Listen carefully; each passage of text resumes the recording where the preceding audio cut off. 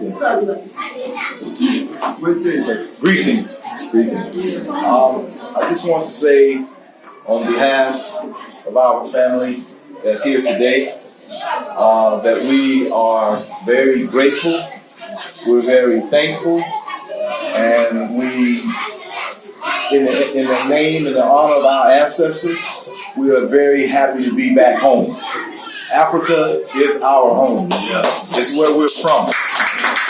There are 40 million of us in America, and a lot of us can't make it back. They want to come home, but they can't make it back. So we're here in their spirit, and we bring them with us to be a part of this family and to love and to cherish this for the rest of our lives. So thank you for having us here. Madase Pa. Thanks for having us here. And we're very thankful. Thank you.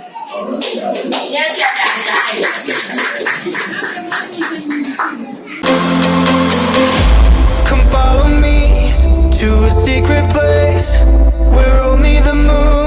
This is EKOW SIMPSON, and today is Tuesday, 26th of November, and I have some brothers and sisters from the Diaspora. They're from, where are you from? Originally I'm from Jamaica, but I live in Atlanta, Georgia. Oh, Jamaica. I just had some group from Jamaica. I left them yesterday. Oh, okay. They're from the Maroon tribe. Okay. Those who didn't want to obey the white man and they ran away to the mountains. Is anybody from Jamaica as well? You're from? Yes, I'm originally from Alabama, Montgomery. Currently living in Atlanta, Georgia. Atlanta is like the most fun place in America. Where are you from? I'm originally from Detroit, Michigan, but I now live in Charlotte, North Carolina. Charlotte, okay. And I'm from Detroit, Michigan.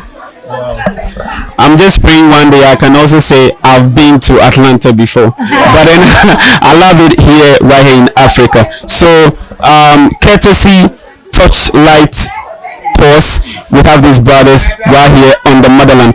What is the difference between you being here and out there? I would say more of the authenticity of our African culture. Okay. I would agree. Just seeing the cultural traditions that have been passed down from generation to generation is remarkable, and it's also beautiful. So? I'm just loving the energy and how nice everyone is and so amazingly welcoming. So thank you. Yeah. Yes, and we're just happy to be here. But the continuity I see is, we're African people here, but we're also African people regardless of where we are in the world. But so I see a lot of similarities in terms of our emphasis on rhythm, on being communal, being family oriented. So that's been the most eye-opening experience being here, is seeing the similarities between the cultures, even though we've been separated from our family here for over 400 years. So when you came, have you had, walking around, do you get people saying good morning, good afternoon? Do you get a lot of that? Here? Yeah. Yes. Because speaking to some brothers out there, they said the diaspora teaches you to be selfish. It teaches you to be individualistic. But then when it comes to Africa, it's more of community, extended kind of thing. Do you feel that here? Because unlike other places, you wouldn't have all these kids coming around to see this because they don't care. Right. How did you feel having it's like the whole community is here to watch you? Oh, that felt amazing. I noticed that the crowd just kept getting bigger and bigger, so that was really exciting. Yeah. Right. So there's this movement going on, Pan-Africanism, and then the year of return. Yes. Can that be one of the reasons why we have you in Ghana? You have you here? Yes, that's one of the reasons, not the only reason.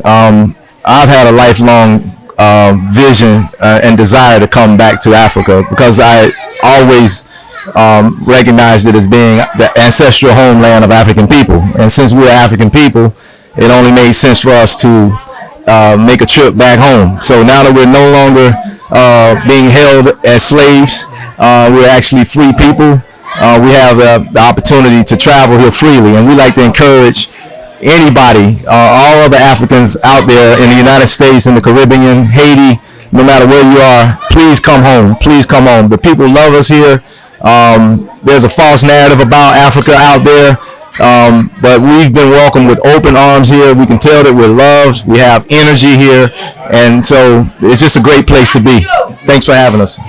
A great place to be. So I call my name EKOW because I was born on a Thursday. Okay. We just had a naming ceremony. How are you gonna tell your friends? Is there gonna be like a change of name when you get to the United States? Maybe it wouldn't be on your document, but maybe you have to tell your friend, hey, from today, don't call me. What is your name? No, I want the foreign names. My foreign name, Marsha. Marsha. Yes. So from today, maybe when you go, they're gonna stop calling you Marsha and be calling you what? Abina. Abina. Yeah. I'll be Ama Abdul. Adom. Adom means grace. You remember your name? I remember Akua. I can't pronounce the other part. Kwabena. It's Kwabena. Yes. All right. So I already had an African name, but I'm just very honored to be accepted, amongst the Akan people. But I had an African name. My name's Ajamu. Yes. Are you a Hebrew? No. There's some of us back home who just desired to have African names, so we changed our names to reflect more of our African heritage. So I was I did that back in early days of college. So. And the last thing is that a lot of you come and then you go and you don't come back. Oh no, we're coming back. You coming back? We're coming back. You're coming back? Of course. All right. So the last thing is the chief of Asebu. The chief of Asebu is like we have a place here. He has openly declared that he's giving 5,000 acres of land to Africans in diaspora who want to come home and settle down. Maybe you should talk to Torchlight Tours and they'll give you more info on that. Do you think you are ready to come settle here in Ghana? Yes, I mean, yes, that's definitely part of the dream. Part of the dream is for us is, first of all, just making the cultural connection first. That's been first and foremost. So we have to be, in other words, I feel like in order for us to make a successful transition, our people have to be Re-Africanized. So once you're Re-Africanized and you begin to see the difference between, say, African cultural values and Western cultural values, then you're more ready to make that transition. So for us, that would be a process, but we're definitely looking to, repatriate back home. I don't know if you've posted any pictures on social media, but if you have, what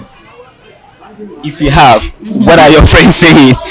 Oh, really? Is that Africa? Like, how are they taking it? Your friends, I mean, those who are watching you on social media. Have you posted any photos on Instagram? Anything? Yes, I've been posting pictures and videos on Instagram, and people are absolutely loving everything and wanting to come. And they've been asking me for the information for our travel agent so that they can come as well.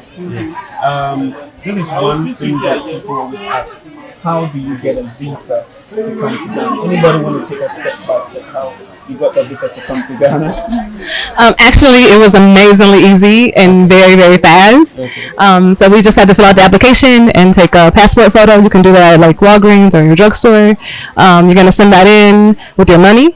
You're going to send it FedEx and then get a tracking number. And literally, I think it was back in just a couple of days for all of us. Yes, it was really seamless. Absolutely. Yeah.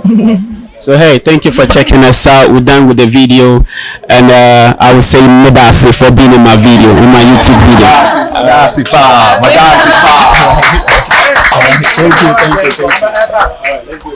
So this video was brought to you by courtesy my brother right here. He's called.